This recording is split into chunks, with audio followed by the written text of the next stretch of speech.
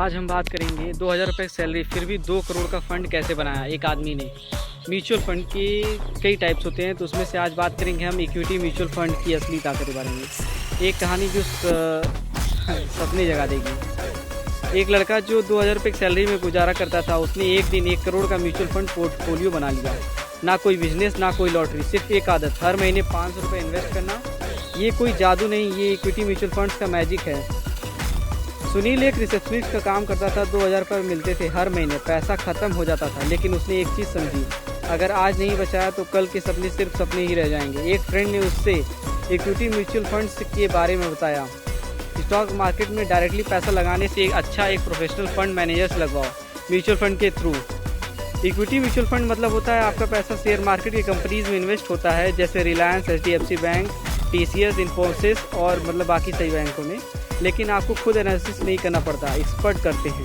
Equity funds के major types होते हैं, जैसे लार्ज कैप फंड होते हैं जो सेफ और स्टेबल होता है।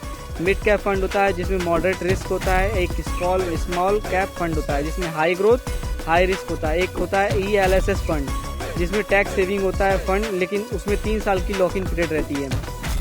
सुनील ने 500 रुपये के SIP से शुरुआत की, हर महीने रेगुलर इन्वेस्ट करता गया, चाहे सैलरी कम हो या दिक्कत हो। उसने 15% एवरेज एनुअल रिटर्न वाले फंड में इन्वेस्ट किया। 20 साल में 500 रुपये पर मंथ इन्वेस्ट किया। 6.75 लाख रुपीज़ टोटल इन्वेस्टमेंट थी उसकी। फिर सैलरी बढ़ने के बाद उसने SIP को 2000 रुपये पर मंथ कर दी।